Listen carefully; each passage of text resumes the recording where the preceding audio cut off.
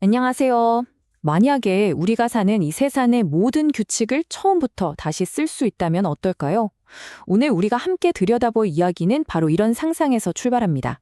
신과 나눈 이야기라는 책에 담겨 있는 어쩌면 우리 사회를 통째로 뒤흔들 수도 있는 아주 대담한 청사진인데요.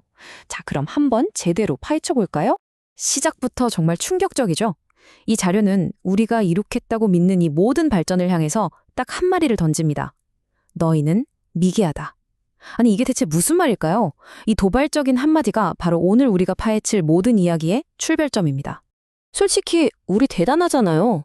우주에 인공위성을 쏘아 올리고 스마트폰 하나로 전 세계 누구와도 소통할 수 있는 시대에 살고 있으니까요. 그런데 미개하다니. 대체 왜 이런 말을 하는 걸까요? 이 근본적인 질문에서부터 한번 시작해 보겠습니다. 자, 첫 번째 파트입니다. 미개한 세상인가? 이 자료는 말합니다. 우리가 보는 이 화려한 문명의 겉모습, 그 껍질을 한꺼풀 벗겨내면 그 안에는 우리가 애써 외면하고 있는 원시적인 현실이 그대로 숨어 있다고요. 그 진단의 근거들이 바로 이런 것들입니다. 한번 생각해 보세요. 전 세계적으로 식량이 남아도는데도 지구 반대편에서는 사람들이 굶어 죽고 고작 의견이 좀 다르다는 이유로 서로에게 총을 겨누는 나라들이 있죠. 소수에게 부와 권력이 쏠리는 이 구조. 과연 이게 우리가 자랑하는 문명사회의 진짜 모습일까요? 이 자료는 이 모든 게 결국 진정한 기회균 등이 없기 때문이라고 지적합니다. 겉모습만 그럴듯해졌을 뿐 본질은 약육강식의 원시사회와 다를 게 없다는 아주 뼈아픈 진단이죠. 자, 이렇게 암울한 진단만 하고 끝낼 순 없겠죠. 당연히 해결책도 제시합니다. 두 번째 파트, 새로운 세상의 기초에서는요, 아예 판을 새로 짜자고 제안합니다. 새로운 문명을 세우기 위한 단 두 가지의 핵심 원칙을 가지고 말이죠. 그 두 가지 원칙은 바로 기본적인 건 걱정하지 않게 해주자, 그리고 누구나 더 높이 올라갈 기회를 주자, 이겁니다.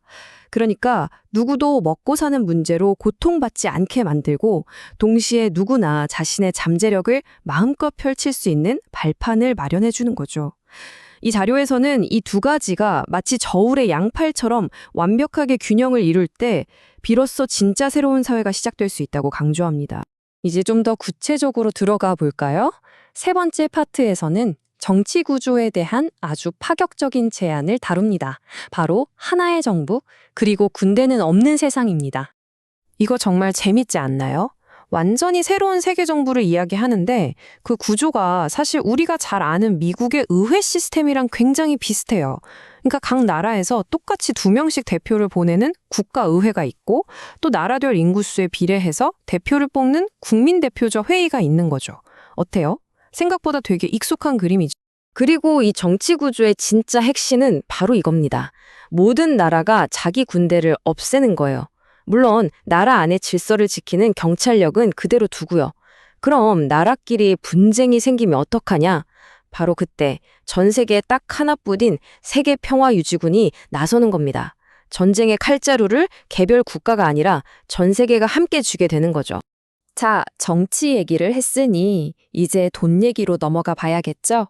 네 번째 파트, 부와 노동의 재정의입니다. 제목부터가 심상치 않은데요. 우리가 당연하게 생각해왔던 부라는 개념 자체에 아주 강력한 질문을 던집니다. 이런 경제 모델이 왜 필요하냐? 그 이유로 이 자료가 드는 게 바로 미국의 통계인데요. 이거 정말 충격적입니다. 상위 1.5%가 가진 부가 하위 90% 전체가 가진 부를 다 합친 것보다도 많다는 거예요. 이 그래프만 봐도 이 불균형이 얼마나 심각한지 한눈에 보이죠?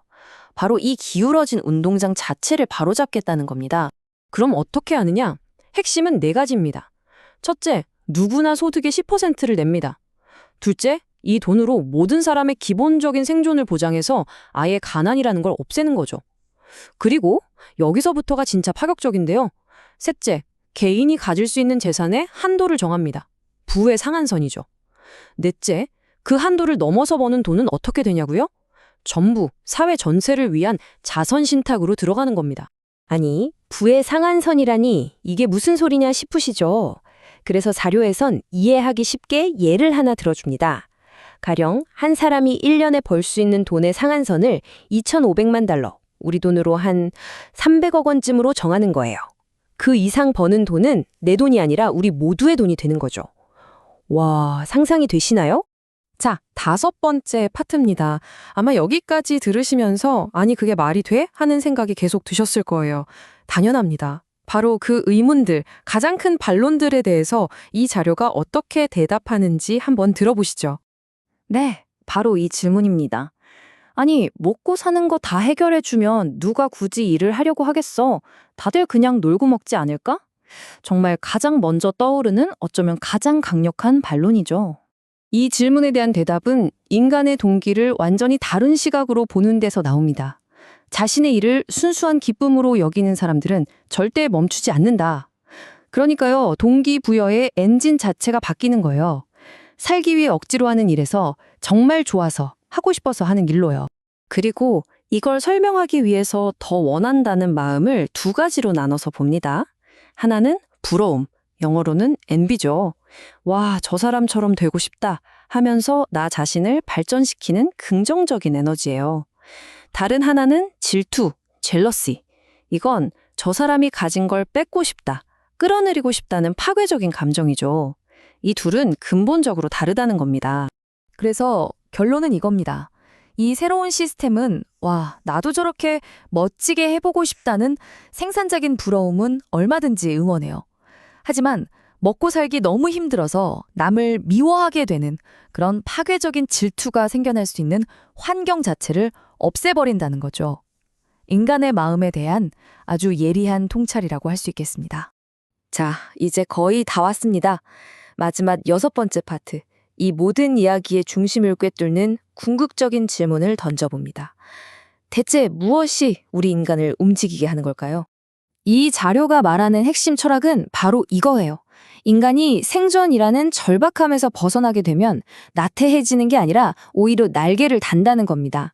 창조하고 성장하고 자기 안에 있는 가장 위대한 가능성을 마음껏 펼치고 싶어하는 그 순수한 열망, 그것이 바로 인간의 본성이라는 거죠. 이제 이 질문을 마지막으로 여러분 각자에게 드리면서 오늘 이야기를 마칠까 합니다. 만약 여러분의 먹고 사는 문제가 완벽하게 해결된다면 여러분은 무엇을 위해 아침에 일어나시겠어요? 그리고 무엇을 위해 여러분의 귀한 시간을 쓰시겠습니까? 한 번쯤 깊이 생각해 볼 만한 질문인 것 같습니다.